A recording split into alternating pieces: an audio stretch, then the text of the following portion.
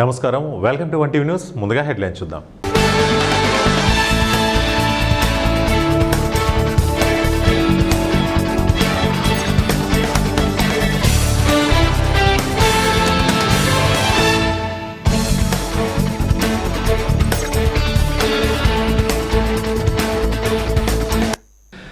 ప్రకాశం జిల్లా పెద్దదొర్నాల మండలం కుర్రపూలగూడెంలో మోందా తుఫాను బాధితులకు లైట్ ఫర్ బ్లైండ్ మరియు రూరల్ డెవలప్మెంట్ సర్వీస్ సొసైటీ స్వచ్ఛంద సేవా సంస్థ వారు టీడీపీ నియోజకవర్గ ఇన్ఛార్జ్ ఎరెక్షన్ బాబు చేతుల మీదుగా చెంచు గిరిజనులకు నిత్యావసర సరుకులను పంపిణీ చేశారు. ఈ మేరకు ఎరెక్షన్ బాబు మాట్లాడుతూ, గతంలో తెలుగుదేశం పార్టీ అధికారంలో ఉన్నప్పుడు ట్రైనింగ్ సెంటర్లను చంద్రబాబు నాయుడు ప్రవేశపెట్టారని, యువకులకు శిక్షణ కార్యక్రమం కోసం వాటిని కూడా ఇప్పుడు ప్రారంభిస్తామని తెలిపారు.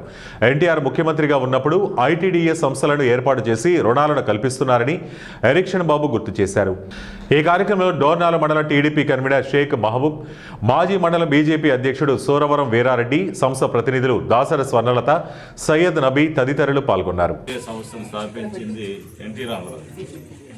దాన్ని కొనసాగిస్తూ ప్రియతమ ముఖ్యమంత్రి చంద్రబాబు నాయుడు గారు ఎప్పుడు అధికారంలోకి వచ్చినా కానీ మనకు ఏదో ఒక రకం సహాయం చేయాలి. గత 5 సంవత్సరాల్లో మనకు కరువు పనులు ఇవన్నీ ఏం ఉన్నాయా? లేవు. లోన్లు ఉన్నాయా? లోన్లు లేవు. మళ్ళీ మొదలైనవి. మన ప్రభుత్వం వచ్చి, నేను పోయినసారి కూడా వచ్చినప్పుడు చెప్పాను, మన గవర్నమెంట్ వస్తాయి అన్నీ కూడా మనకు అనుకూలంగా చేసుకుందామని చెప్పాను. అదే జరగబోతూ ఉంది. త్వరలో వైటీసీ సెంటర్ కూడా మనం ప్రారంభించుకుంటాం. ఈ మధ్య కలెక్టర్ గారిని కూడా కలిశాను. నేను కలెక్టర్ గారు కలిసినప్పుడు మీ అందరి గురించి నేను మాట్లాడాను. మీరు ఒకసారి రండి, అందరితో ఒక మంచి సమావేశాన్ని ఏర్పాటు చేద్దాం. ఎక్కడైతే గూడాల్లో కానీ తండాల్లో కానీ మనకు వాళ్ళ అవసరాలు ఉన్నాయో, ఏమేమి కావాలని ఒకసారి డిస్కషన్ చేసి వారిని ఒక మంచి మార్గంలో మనం నడపాలా, మనం సహాయం చేయాలని చెప్పి నేను మాట్లాడటం జరిగింది. ఈ నెల 19వ తారీఖున కలెక్టర్ గారు మిమ్మల్ని అందరినీ పిలుస్తాము, అన్ని గూడాల నుంచి మీరు అక్కడికి రండి. 19వ తారీఖు నేను డేట్ ఇవ్వటం జరిగింది. ఆయన నాతో మాట్లాడిన తర్వాత ఒక మంచి డేట్ మీరు ఇవ్వండి అంటే, నేను ఈ నెల 19వ తారీఖునే కలెక్టర్ గారిని కూడా మీకోసం తీసుకొస్తున్నా. అది మేము అనుకున్నాము ఏమంటే, మన ఆర్టీటీ ఆఫీసులో అక్కడ గెస్ట్ హౌస్ దగ్గర అక్కడ మన దోరణాలను పెట్టాలనేది ఒక ఆలోచన ఉంది. ఒక మంచి ఏరియా అంటే అదే చెప్పడం నేను జరిగింది. కాబట్టి 19వ తారీఖు కూడా కలెక్టర్ గారిని తీసుకొని వస్తూ ఉన్నాం. మన అవసరాలు, తన గూడాల్లో మన పడే ఇబ్బందులు, మనకి ఇంకేం కావాలి, ఇవన్నీ కూడా ఆయనతో చర్చించుకొని ఒక అభివృద్ధి దశగా మనం అందరం కూడా ముందుకెళ్దాం. కాబట్టి రేపు ఒక మంచి డేట్ మీరు ఇస్తే యూత్ ట్రైనింగ్ సెంటర్స్ కూడా చేద్దాం సార్. 19వ తారీఖు కలెక్టర్ గారితోనే అది ఏర్పాటు చైర్మన్ కలెక్టర్ గారు.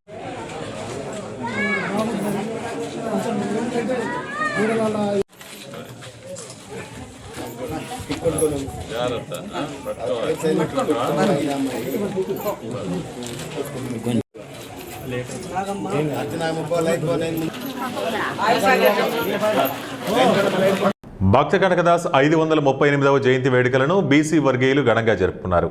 కర్నూలు పట్టణంలోని బీసీ భవనం ముందు ఉన్న భక్త కనకదాస్ విగ్రహానికి కురవ సంఘం నాయకులు, నగర కమిటీ అధ్యక్షులు మద్దిలేటి మహేంద్ర కురవ, నాగేష్ రంగస్వాములు పూలమాల వేసి నివాళులర్పించారు. అనంతరం కర్నూలు పట్టణంలోని కలెక్టర్ సునైన ఆడిటోరియంలో ప్రభుత్వం అధికారికంగా బీసీ సంక్షేమ శాఖ ఆధ్వర్యంలో భక్త కనకదాస్ జయంతి ఉత్సవ వేడుకల్లో పాల్గొన్నారు. ఈ సందర్భంగా కురవ సంఘం నాయకులు మాట్లాడుతూ, భక్త కనకదాసు సంకీర్తనల వల్ల దైవాన్ని తన వైపు తిప్పుకునే విధంగా సంకీర్తన పాడారని తెలిపారు. సమాజ మేలు కోసం కృషి చేసిన వ్యక్తి కనకదాస్ అని కొనియాడారు. ప్రతి ఒక్క కురవ సంఘం నాయకులు ముందు తరాలకు కనకదాసు గొప్పతనాన్ని వివరించాలని తెలిపారు. ఈ కార్యక్రమంలో కర్నూలు జిల్లా మండల కురవ సంఘం నాయకులు పాల్గొన్నారు. ఈయన మహాత్ముడు, ఈయన ఒక గొప్ప వ్యక్తి. ఈయన కింద తొక్కడానికి ప్రయత్నించిన కింద కులాన్ని పైకెత్తినంట వాడిని వ్యక్తి, స్త్రీలకి సమానతం ఇచ్చినంట వ్యక్తి. ఇలాంటి వ్యక్తిని మేము ఆదర్శప్రాయంగా జనాలకి తెలియజేయాలా. ఇలాంటి వ్యక్తులు ముందుంటే మన భారతదేశం కానీ మన ఆంధ్ర రాష్ట్రం కానీ బాగుపడుతుందనే ఉద్దేశంతో ఈరోజు చంద్రబాబు నాయుడు గారు రాష్ట్ర పండుగ కనకదాస జయంతిని తీర్మానం చేసినారు. అదేవిధంగా ఈ కర్నూలు జిల్లాలో కనకదాస విగ్రహ ఏర్పాటు చేసేదానికి ప్రభుత్వం మాకు ఇంత స్థలం ఇచ్చి ఒక విగ్రహానికి ఒక స్థలం చూపిస్తే ఆ ప్రభుత్వానికి మేమందరూ కులం తరపున సంఘం తరపున రుణపడి ఉంటాము. మా అందరూ ఇలాగే ఐక్యమత్యంగా ఉంటే ఆయన ఎందుకంటే ఆయన కురవంశంలో పుట్టిన వ్యక్తి కాదు, అన్ని కులాలకు సమాజంగా సేవపరంగా అందరినీ సమానత్వం చూడాలనే ఉద్దేశంతోనే ఆ రోజుల్లో ఆయన పేరు తిమ్మప్ప పేరు ఉంటే తన తండ్రి చనిపోయిన తర్వాత సాక్షాత్తు వెంకటేశ్వర స్వామి ఆయన బాధలో ఉంటే మన తిమ్మప్ప గారు ఆ రోజు సాక్షాత్తు వచ్చి అయ్యా నువ్వు ఎందుకు బాధలు ఉండవు నన్ను స్మరించు అని చెప్పి అలాంటి వ్యక్తిని ఈరోజు ఆయన పేరు కూడా మార్చుకోవడం జరిగింది. భక్త కనకదాస్గా పేరు పిలవడం జరిగింది. ఈరోజు ఊరు కూడా కానీ బాడగాడ కానీ ఈరోజు పాటలు పాడుకుంటూ సంకీర్తనలు పాడుకుంటూ ఎక్కడైనా అన్నమయ్య కీర్తన ఏ విధంగా పాడుతున్నారు ఆ విధంగా ఈరోజు రచించుకుంటున్నారు, ఆ విధంగా చేర్చుకుంటున్నారు. ఈ చరిత్ర చాలా శుభ పరిణామం. ఈరోజు మనం అందరం ఈ వంశంలో పుట్టడం కూడా చాలా సంతోషకరం. ఇలాంటి పండుగ వాతావరణం ఎల్లప్పుడూ జరగాలని అదేవిధంగా రాష్ట్ర ప్రభుత్వానికి నేను ఒకటి తెలియజేస్తున్నాను, గర్వపడుతున్నాం. ఎందుకంటే రాష్ట్రంలోనే కాదు దేశవ్యాప్తంగా కుర్మ కులస్తులు ఏకతాటిపైకి వచ్చి ఈ సంఘం ఆ సంఘం ఈ కులం ఆ కులం అనేటువంటి భేదాభిప్రాయాలు లేకుండా ఘనంగా జరుపుకునేటువంటి పండగ ఇది. కాబట్టి ఇప్పటివరకు కుర్మ కులస్తుల్లో ఉన్నటువంటి చిన్న చిన్న భేదాభిప్రాయాలు కూడా వారు వ్యక్తిగతంగా ఉండొచ్చినాం కానీ ఈ భక్త కనకదాస్ జయంతిని మాత్రం అందరూ కూడా ఒకే వేదిక మీద కూర్చొని జరుపుకుంటుంటే రెండు కళ్ళు చాడడం లేదు. అంత మహోన్నత వ్యక్తి ఈ యొక్క కుర్మ కులాన్ని ఒక తాటిపైకి నడిపేటువంటి ఒక జయంతిని జరుపుకునేటట్టుగా ఆయన ఆ చరిత్రను తిరగరాసుకున్నాడు. కాబట్టి ఈయన చరిత్రను భారతదేశంలోని కుల మతాలకు అతీతంగా మనం తెలుసుకొని ఆ పాటించదగ్గటువంటి చరిత్ర. కాబట్టి ఇది ఒక కులానికి సంబంధించినటువంటి వ్యక్తి కాదని చెప్పేసి ఈ సందర్భంగా తెలియజేస్తూ ఉన్నాం. కాబట్టి కులానికి ఒక దిశానిర్దేశంగా కులం ఘనకీర్తిని కడప జిల్లా బద్వేలు పట్టణంలో అనుమతులు లేని ప్రైవేటు హాస్పిటల్స్పై చర్యలు తీసుకోవడంలో జిల్లా వైద్య శాఖ అధికారులు నిర్లక్ష్యం వహిస్తున్నారని అఖిల భారత యువజన సమాఖ్య ఏఐవైఎఫ్ జిల్లా అధ్యక్షులు పెద్దులపల్లి ప్రభాకర్ పేర్కొన్నారు. శనివారం బద్వేలు పట్టణంలోని సిపిఐ కార్యాలయంలో ఏఐవైఎఫ్ జిల్లా సమితి ఆధ్వర్యంలో మీడియా సమావేశం నిర్వహించారు. ఈ సందర్భంగా ఆయన మాట్లాడుతూ బద్వేలు పట్టణంలో పదుల సంఖ్యలో ప్రైవేటు హాస్పిటళ్లు నిర్వహిస్తున్నప్పటికీ జిల్లా వైద్య ఆరోగ్య శాఖ నుంచి కేవలం 10 హాస్పిటల్స్కి మాత్రమే అనుమతులు ఉన్నాయని తెలిసినప్పటికీ అధికారులు విచారణలో జాప్యం ఎందుకని ఆయన ప్రశ్నించారు. ఏ ఒక్క హాస్పిటల్కి కూడా అనుమతులు లేకుండా చట్టవిరుద్ధంగా నడుపుతున్నారని ఆయన పేర్కొన్నారు. ప్రైవేటు హాస్పిటల్తో పాటు కంటి ఆసుపత్రులు, డెంటల్ హాస్పిటళ్లు, ఫిజియోథెరపీ, ఆర్ఎంపీలు పదుల సంఖ్యలో హాస్పిటళ్లు నడుపుతున్నప్పటికీ కేవలం కొన్ని హాస్పిటళ్లకు మాత్రమే జిల్లా వైద్య శాఖ నుండి అనుమతులు ఉన్నప్పటికీ అన్ని తెలిసిన జిల్లా వైద్య శాఖ అధికారులు చర్యలు తీసుకోకపోతే ఆందోళనలు తప్పవని ఆయన హెచ్చరించారు. ప్రతి హాస్పిటల్లో ల్యాబ్లు నిర్వహిస్తున్నారని, ల్యాబ్ టెస్టులకు సంబంధించిన ఏ టెస్టుకు ఎంత డబ్బులు తీసుకుంటున్నారో నోటీస్ బోర్డులు పెట్టాల్సి ఉన్నా ఏ ఒక్క హాస్పిటల్లో కూడా పెట్టడం లేదని, టెస్టులను ఇష్టానుసారంగా రోగుల దగ్గర డబ్బులు వసూలు చేస్తున్నారన్నారు. అదేవిధంగా హాస్పిటల్లో ఓపీ 200 రూపాయలు తీసుకుండడంతో సాధారణ పేద మధ్యతరగతి ప్రజలు ప్రైవేటు హాస్పిటల్స్కి రావాలంటేనే భయపడేలా ప్రైవేటు హాస్పిటల్ యాజమాన్యం మందుల పేరుతో, టెస్టుల పేరుతో ప్రజలను భయభ్రాంతులకు గురిచేస్తున్నారని ఆయన అన్నారు. హాస్పిటల్కు వచ్చే పేషెంట్ల పట్ల హాస్పిటల్ సిబ్బంది గౌరవంగా నడుచుకోకుండా ఇష్టానుసారంగా మాట్లాడుతూ పేషెంట్లను ఇబ్బందులకు గురిచేస్తున్నారని వారు పేర్కొన్నారు. 30 సంవత్సరాల పైగా ఈరోజు బద్వేలు పట్టణంలో మరియు బద్వేలు నియోజకవర్గంలోని పూర్మామిల్ల పట్టణంలో పదుల సంఖ్యలో హాస్పిటళ్ళు నడుపుతూ ఉన్నారు. ఏ ఒక్క హాస్పిటల్కి కూడా 50 సంవత్సరాలకు అనుభవం ఉన్న హాస్పిటళ్ళు కూడా ఉన్నాయి. ఆ హాస్పిటళ్లకు పర్మిషన్లు లేవు. వైద్య ఆరోగ్య శాఖ నుంచి ఎలాంటి అనుమతులు లేవని చెప్పి రిపోర్ట్ ఇవ్వడం జరిగింది. ఈ హాస్పిటళ్ళ పైన జిల్లా వైద్య శాఖ అధికారులు చర్యలు తీసుకోవాలని చెప్పి 3 దఫాలుగా మేము పేపర్ల రూపంలో అడగడం జరిగింది. కానీ జిల్లా వైద్య శాఖ అధికారులు ఎక్కడ కూడా కనీసం విచారించిన పాపాన పోలేదు. మేము ఈ అనుమతులు లేని హాస్పిటల్లో లిస్టు తీసుకొని జిల్లా అధికారులకు, అదేవిధంగా రాష్ట్ర హెల్త్ డిపార్ట్మెంట్ వారికి, రాష్ట్ర వైద్య ఆరోగ్య శాఖ మంత్రికి మేము ఒక లెటర్ రాస్తాము. ఈ హాస్పిటల్ను వెంటనే సీజ్ చేయాలి. ఏవైతే బద్వేలు పట్టణంలో ఈ అనుమతులు ఉన్నాయో కేవలం 9 హాస్పిటళ్ళు మరియు ఒక డయాగ్నోస్టిక్ సెంటర్కి మాత్రమే ఈరోజు పర్మిషన్ ఉంది. మిగతా కంటి ఆసుపత్రులు కానీ, లేదంటే డెంటల్ హాస్పిటళ్ళు, ఆర్ఎంపీ క్లినిక్లు, సాధారణ హాస్పిటల్ ఏటికి కూడా మిగతా వాటికి పర్మిషన్లు లేవు. అనంతపురం జిల్లా కళ్యాణదుర్గం పట్టణంలోని వైసీపీ కార్యాలయంలో ఆ పార్టీ నేతలు శ్రీ భక్త కనకదాసు జయంతిని ఘనంగా నిర్వహించారు. ఈ కార్యక్రమానికి మాజీ ఎంపీ కళ్యాణదుర్గం సమన్వయకర్త తలారి రంగయ్య, వైసీపీ రాష్ట్ర కార్యదర్శి గుంతకల్ అనంతపురం పరిశీలకులు బోయా తిప్పేస్వాములు హాజరై కనకదాసు చిత్రపటానికి పూలమాలలు వేసి నివాళులర్పించారు. ఈ సందర్భంగా మాజీ ఎంపీ తలారి రంగయ్య మాట్లాడుతూ భక్త కనకదాసు జయంతిని తమ పార్టీ కార్యాలయంలో ఘనంగా నిర్వహించుకోవడం చాలా ఆనందంగా ఉందన్నారు. భక్త కనకదాసు సమాజంలోని అసమానతలపై తన కవిత్వాల ద్వారా గొప్ప సందేశాలు అందించారన్నారు. ఆయన మార్గనిర్దేశాలు మనందరికీ ఆదర్శమని పేర్కొన్నారు. నియోజకవర్గ వైసీపీ నాయకులు, కార్యకర్తలు సమిష్టిగా పనిచేసి భక్త కనకదాసు జయంతి కార్యక్రమాన్ని విజయం చేసిన వారందరికీ మనస్ఫూర్తిగా కృతజ్ఞతలు తెలియజేశారు. ఈ కార్యక్రమంలో మున్సిపల్ చైర్మన్ తలారి రాజ్ కుమార్, కౌన్సిలర్లు, మాజీ మార్కెట్ చైర్మన్ దొడ్డగట్ట నారాయణ, విక్కీ, హరి, నాగలక్ష్మి, ఎంపీపీలు, ఆంజనేయులు తదితరులు పాల్గొన్నారు. పద్యాల ద్వారా ఆయన చేసిన బోధనల ద్వారా ఈ సమాజం ఎంతో నేర్చుకుంది, ఆచరించింది. అలాగే రాబోయే రోజుల్లో కూడా శాంతిని, అలాగే మూఢనమ్మకాలను నమ్ముకోకుండా కేవలం భక్తిని నమ్ముకొని మనల్ని మనము ఉద్ధరించుకోవడానికి ఆయన చేసిన బోధనలు మనకు ఎంతో ఉపయోగపడతాయని తెలియజేస్తున్నాను. రాష్ట్ర ప్రభుత్వం అధికారికంగా నిర్వహించింది, గతంలో కూడా మా ప్రభుత్వం కూడా నిర్వహించింది, ఈరోజు కూడా ఇక్కడ నిర్వహిస్తున్నారు. మేము కూడా వాళ్ళకు ధీటుగా వైఎస్ఆర్సీపీ పార్టీలో ఘనంగా కనకదాసు జయంతి ఉత్సవాలను నిర్వహించాము. మొత్తము నియోజకవర్గ వ్యాప్తంగా ఉన్న రైతులకు న్యాయం చేయడానికి శతవిధాల ప్రయత్నం చేస్తామని కృష్ణా జిల్లా అవనగడ్డ ఎమ్మెల్యే మండలి బుద్ధప్రసాద్ అన్నారు. చల్లపల్లి PACS కార్యాలయం ఆవరణంలో రాష్ట్ర పౌర సరఫరాల సంస్థ ఆధ్వర్యంలో నూతనంగా ఏర్పాటు చేసిన ధాన్యం కొనుగోలు కేంద్రాన్ని ఎమ్మెల్యే ముఖ్య అతిథిగా హాజరై ప్రారంభించారు. ఈ సందర్భంగా ఆయన మాట్లాడుతూ మోందా తుఫాను ప్రభావానికి పడిపోయిన చేలు మాత్రమే కాకుండా నిలబడి ఉన్న చేలలో కూడా దిగుబడి తగ్గే అంశాన్ని తాను డిప్యూటీ సీఎం కొణిదెల పవన్ కళ్యాణ్, రాష్ట్ర వ్యవసాయ శాఖ మంత్రి కింజరపు అచ్చెన్నాయుడు దృష్టికి తీసుకువెళ్లినట్టు తెలిపారు. వారిద్దరూ పంట నష్టం అంచనాలలో మానవతా దృక్పథంతో రైతులకు వెసులుబాటు కల్పించి న్యాయం జరిగేలా చూస్తామని హామీ ఇచ్చారని తెలిపారు. కోతల సమయంలో తుఫాన్లు, వర్షాలు కురిసే అవకాశం ఉందని, వాతావరణ శాఖ సూచనల నేపథ్యంలో రైతులెవరూ అధైర్యపడవద్దని ఎమ్మెల్యే భరోసా కల్పించారు. అవనిగడ్డ నియోజకవర్గం పూర్తిగా వ్యవసాయ ఆధారిత నియోజకవర్గం కావడంతో ఇక్కడ రైతులకు ప్రాధాన్యత ఇచ్చి రక్షించుకుంటామని ఎమ్మెల్యే ప్రకటించారు. రైతులకు వీలైనంత మేరకు ప్రభుత్వం ద్వారా చేయగలిగిన సహాయం చేస్తామని ఎమ్మెల్యే హామీ ఇచ్చారు. గత ప్రభుత్వం కనీసం పంట కాలువలు, మురుగు కాలువలు పట్టించుకోకుండా నిర్లక్ష్యం వహించడంతో నెలకొన్న సమస్యలను కూటమి ప్రభుత్వం అధికారంలోకి రాగానే పరిష్కారం చేశామన్నారు. కూటమి ప్రభుత్వం ఏర్పడగానే అవనిగడ్డ నియోజకవర్గంలో దాదాపు 5 కోట్లతో పూర్తి స్థాయిలో గుర్రపు డెక్క, తూటికాడ తొలగింపు పనులను చేసి రైతులకు మేలు చేశామన్నారు. ప్రతి ఏటా ప్రకృతి వైపరీత్యాలతో ఇబ్బంది పడుతున్న రైతన్నను ఆదుకునేందుకు కూటమి ప్రభుత్వం కృషి చేస్తోందన్నారు. గత ఏడాది రైతులు ధాన్యం తడిచిన నేపథ్యంలో తన విజ్ఞప్తి మేరకు రాష్ట్ర పౌర సరఫరాల శాఖ మంత్రి నాదెండ్ల మనోహర్ నియోజకవర్గంలో విస్తృతంగా పర్యటించి రైతులకు వెసులుబాటు కల్పించి మేలు చేశారన్నారు. ధాన్యం సొమ్ము 48 గంటల్లోపు చెల్లించిన ఘనత తమ కూటమి ప్రభుత్వానికే దక్కిందన్నారు. గత వైసీపీ ప్రభుత్వం తడిచిన ధాన్యం, మొక్కజొన్న పంటను ఆఫ్లైన్ పేరుతో తరలించి సకాలంలో ఆన్లైన్ చేయకుండా, సొమ్ము సకాలంలో ఇవ్వకుండా రైతాంగాన్ని నానా బాధలు పెట్టిందన్నారు. గత వైసీపీ ప్రభుత్వం పెట్టిన ధాన్యం బకాయిలు కూడా తమ కూటమి ప్రభుత్వం అధికారంలోకి రాగానే చెల్లించిన ఘనత తమకే దక్కిందన్నారు. ఇప్పుడు కూడా మనం ఎంతైతే ఈ కొనుగోలు కేంద్రాలకు ఇస్తారో దానికి మరింత రెట్టింపు గత సంవత్సరం ఇవ్వటం జరిగింది. ఎందుకంటే ప్రభుత్వం యొక్క పనితీరు కానీ, వారు ఏ విధంగా అయితే సపోర్ట్ చేస్తున్నారో, ఇవన్నీ తీసుకునే పద్ధతుల వల్ల గత సంవత్సరం చాలా వరకు పెరిగింది.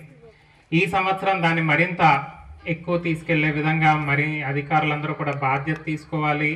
ఇందట చెప్పినట్టు ట్రాక్టర్లు కానీ, GPS-తో ఏర్పాటు చేసిన పరికరాలు కానీ, సంచులు కానీ, ఎప్పుడు రైతుకి ఎప్పుడు అవసరం ఉంటుందో అప్పుడు వెంటనే దాన్ని స్పందించే విధంగా మీరందరూ కూడా ముందుకెళ్ళాలి. అదేవిధంగా ఎందుకంటే మనది ఎప్పుడు వానలు వస్తాయో, ఎప్పుడు వాతావరణం ఎలా ఉంటుందో మనందరికీ కూడా తెలియదు. కనుక డిపార్ట్మెంట్ కూడా దానికి అప్రమత్తంగా ఉండి మనం వారికి ఎటువంటి రైతుకి ఏ విధంగా ఇబ్బంది లేకుండా చేసే దాంట్లో మీరు అంటే ఇక్కడ ఉన్న ప్రజలందరూ కూడా కేవలం వ్యవసాయం మీదే ఆధారపడి జీవనం చేస్తున్న పరిస్థితులు. అయితే మనం ఎంత తాపత్రయపడినా వ్యవసాయం ఎప్పుడు కూడా సక్రమంగా సాగే పరిస్థితి లేదు. పంట బాగా పండింది, చేతికి అందుతుందన్న తరంలో ఏదో ఒక విపత్తు రావటం, రైతాంగం బాధపడే పరిస్థితులు వచ్చాయి. మనం ఈ ప్రభుత్వం ఏర్పడిన తర్వాత గత ప్రభుత్వంలో పూర్తిగా జనవనరుల శాఖను నిర్లక్ష్యం చేయడం జరిగింది. ఎక్కడ ట్రైన్లో గొరుగుటెక్ కానీ, తూటుపడి కానీ తీయలేదు. ఇరిగేషన్ కెనాల్స్ని ఏం బాగు చేసిన పరిస్థితి లేదు. అలాంటి స్థితిలో ఈ ప్రభుత్వం ఏర్పడిన వెంటనే దాదాపు 5 కోట్ల రూపాయలతో మనం డ్రైన్ల మీద అలాగే ఇరిగేషన్ కెనాల్స్లోనూ పనులు చేయటం, గురపడెక్క తూటికడ లాంటివి కూడా తీసేసి రైతాంగానికి మేలు చేసే విధంగా మన కార్యక్రమం చేపట్టాం.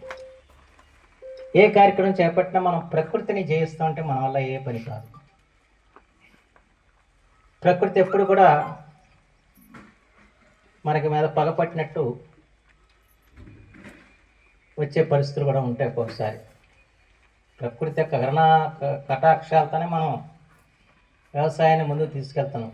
పశ్చిమ గోదావరి జిల్లా భీమవరం పట్టణంలో వేంచేసి ఉన్న ఈ ప్రాంత వాసుల ఇలవేల్పు ఆరాధ్య దైవం శ్రీ మావుల్లమ్మ అమ్మవారి దేవస్థానంలో ఈరోజు మాలధారణ దీక్షాపరులచే శ్రీ అమ్మవారికి సారే సమర్పణ కార్యక్రమం అత్యంత వైభవంగా జరిగింది. ఈ కార్యక్రమంలో దీక్షాదారులు సుమారు 1000 కేజీల పలు రకాల మిఠాయిలు, పండ్లు, పువ్వులు మరియు 115 కేజీల భారీ లడ్డుతో శ్రీ మావుల్లమ్మ అమ్మవారి పూరిగుడి నుండి భీమేశ్వర స్వామి గుడి యూనియన్ బ్యాంక్ రోడ్ తాలూకా ఆఫీస్ రోడ్డు మీదుగా ఊరేగింపుగా వచ్చి శ్రీ మావుల్లమ్మ అమ్మవారికి సమర్పించారు. అనంతరం ఆలయ ప్రధాన అర్చకులు బ్రహ్మశ్రీ మద్దిరాళ మల్లికార్జున శర్మ భక్తులు తెచ్చిన సారెను సంప్రోక్షణ జరిపి శ్రీ మావుల్లమ్మ అమ్మవారికి సాంప్రదాయ సిద్ధంగా సమర్పణ చేశారని ఆలయ సహాయ కమిషనర్ బుద్ధ మహాలక్ష్మి నగేష్ తెలియజేశారు. 9వ తేదీ ఆదివారం సాయంత్రం 6:30కి మాలధారణ దీక్షాదారుల పడి పూజ అత్యంత వైభవంగా జరగనుందని భక్తులు తరలివచ్చి ఈ కార్యక్రమాన్ని చూసి తరించాలని కోరారు. చిత్తూరు జిల్లా మొరకంబట్టిలోని సీతం కళాశాలలో ఇటీవల జరిగిన విద్యార్థుల ఆత్మహత్య ఘటనలపై బీసీవై పార్టీ వ్యవస్థాపకుడు బోడే రామచంద్ర యాదవ్ విద్యార్థులతో ముఖాముఖి నిర్వహించారు. వారి యొక్క సమస్యలను నేరుగా అడిగి తెలుసుకున్నారు. విద్యార్థులకు ఎలాంటి కష్టం వచ్చినా ఆత్మహత్యలు అనేది సమస్య పరిష్కారం కాదని, పిల్లలు అలాంటి నిర్ణయాలు తీసుకునేటప్పుడు మొదట తమ తల్లిదండ్రుల పరిస్థితిని గురించి ఆలోచించాలని, చావే అన్నిటికీ పరిష్కారం కాదని, అలా మీకు పరిష్కారం చేసుకునేటటువంటి సమస్యలు ఏదైనా ఉంటే తాను విద్యార్థుల భవిష్యత్తు కోసం ఒక యాప్ను రిలీజ్ చేస్తున్నానని, ఈ వెబ్సైట్ ద్వారా మీరు కానీ మీ సమస్యను రాష్ట్రంలో ఎక్కడి నుంచి అయినా సరే తెలియజేస్తే 24 గంటల పరిష్కార మార్గం చూపుతానని ఆయన హితం పలికారు. లేదా సిబ్బంది సమస్య లేదా మరొక విషయం అనే దానికంటే కూడా విద్యా విధానంలో ప్రస్తుతమున్న విద్యా విధానం పైన ప్రభుత్వము సమీక్ష చేయాల్సిన అవసరం ఉంది. రాష్ట్రంలో జరుగుతున్న సంఘటనలపైన ఒక ప్రత్యేక కమిషన్ ఏర్పాటు చేసి విద్యార్థుల యొక్క మనోభావాలకు అనుకూలంగా మార్పులు చేర్పులు తీసుకురావాల్సిన అవసరం ఉంది. దాంతోపాటు విద్యార్థులకు కేవలము వాళ్ళకు సంబంధించిన సబ్జెక్టును బోధించడమే కాకుండా వ్యక్తిత్వ వికాస కార్యక్రమాలు, ట్రైనింగ్స్ లాంటివి, స్పోర్ట్స్లో యాక్టివిటీస్ పెంచడం లాంటివి చేయడం ద్వారా ఇలాంటి దురదృష్టకరమైన సంఘటనలు జరగకుండా ఉంటుంది అనేది నా అభిప్రాయము. ఎందుకంటే ఎక్కడో ఒక చోట విద్యార్థులు వాళ్ళ వ్యక్తిగత సమస్యతోటో మరో సమస్యతోటో ఆత్మహత్య లాంటి ఘటనలకు పాల్పడినప్పుడు దాన్ని కాలేజీ యాజమాన్యం మీదో లేదా ప్రభుత్వం మీదో నెట్టడం కూడా కరెక్ట్ కాదు. అలా చేసినప్పుడు ముఖ్యంగా వాళ్ళు అలాంటి నిర్ణయం తీసుకునే ముందు ఆలోచించాల్సింది ఏంటంటే వాళ్ళ మీద ఆధారపడ్డ వాళ్ళ కుటుంబము, వాళ్ళ తల్లిదండ్రులు, వాళ్ళు చేసేది మొట్టమొదట అన్యాయం చేసేది వాళ్ళ తల్లిదండ్రులకు అనే విషయాన్ని వాళ్ళు గుర్తించినట్టయితే ఇంత దూరము ఇలాంటి నిర్ణయాలు తీసుకోకుండా ఉంటారు. ఆ విధంగా విద్యార్థులను తీర్చిదిద్దాలంటే విద్యా విధానంలో మార్పులు తీసుకురావడంతో పాటు వ్యక్తిత్వ వికాస కార్యక్రమాలు లాంటివి చేపట్టాల్సిన అవసరం కూడా ప్రభుత్వానికి ఉంది. దాంతోపాటు ఈ సందర్భంగా ఇప్పుడే తెలియజేయడం జరిగింది, రాష్ట్రంలో ఏ కాలేజీకి సంబంధించిన విద్యార్థికైనా విద్యార్థినికైనా ఏదైనా వాళ్ళు చెప్పుకోలేని సమస్య ఉంది, కాలేజీ యాజమాన్యంతో కానీ సిబ్బందితో కానీ. చీఫ్ జస్టిస్ గవాయ్పై దాడి ఘటనను నిరసిస్తూ వారిపై చట్టపరమైన చర్యలు తీసుకోవాలని డిమాండ్ చేస్తూ నవంబర్ 17న చలో ఢిల్లీ కార్యక్రమాన్ని దళిత సోదరులంతా విజయవంతం చేయాలని మందకృష్ణ మాదిగ పిలుపునిచ్చారు. చిత్తూరు పర్యటనకు వచ్చిన ఆయన స్థానిక అంబేద్కర్ భవన్లో మీడియాతో మాట్లాడారు. చీఫ్ జస్టిస్ గవాయ్పై దాడి చేసిన వారిపై ఎలాంటి చర్యలు తీసుకోకపోవడం విచారకరమన్నారు. దాడికి గురైన చీఫ్ జస్టిస్ దళితుడైనందువల్లే ఉదాసీనత ప్రదర్శిస్తున్నారని ఆయన అన్నారు. రౌడీ షీటర్లు ఎన్కౌంటర్ అయితే స్పందించి సుమోటో కేసు తీసుకునే మానవ హక్కుల కమిషన్, పోలీసులు సీజేపై దాడిని సుమోటోగా తీసుకోకపోవడం దళితులపై జరిగే అన్యాయాలకు నిదర్శనమని ఆయన అన్నారు. ఈ అంశంపై దేశవ్యాప్త నిరసనకు పిలుపునిస్తూ నవంబర్ 17న చలో ఢిల్లీ కార్యక్రమాన్ని విజయవంతం చేయాలని కోరారు. మోడీ గారితో పాటు అందరూ ఖండించారు. ఖండించని వాళ్ళు ఎవరు లేరు. మోడీ పోలీసు వ్యవస్థ కేసు పెట్టలేదన్నారు. ఏ వ్యవస్థకు ఆ వ్యవస్థ పనిచేయాల్సిందే కదా నేను అడుగుతున్నా. ఇప్పుడు మోడీ గారు ప్రధానమంత్రి గారు అన్నారు, ఏమన్నారు? ఇది 140 కోట్ల మంది దేశం. మోడీ గారు అన్నారు. నేను అడుగుతున్న ప్రశ్న ఏంటంటే 140 కోట్ల మంది దేశ ప్రజల అగ్రహానికి గురి చేసినంత సంఘటన మీద కేసు ఎందుకు పెట్టలేదని చెప్పి పోలీసు వ్యవస్థను అడుగుతున్నాను. ప్రధానమంత్రి మాట్లాడలేదా? నంబర్ 1.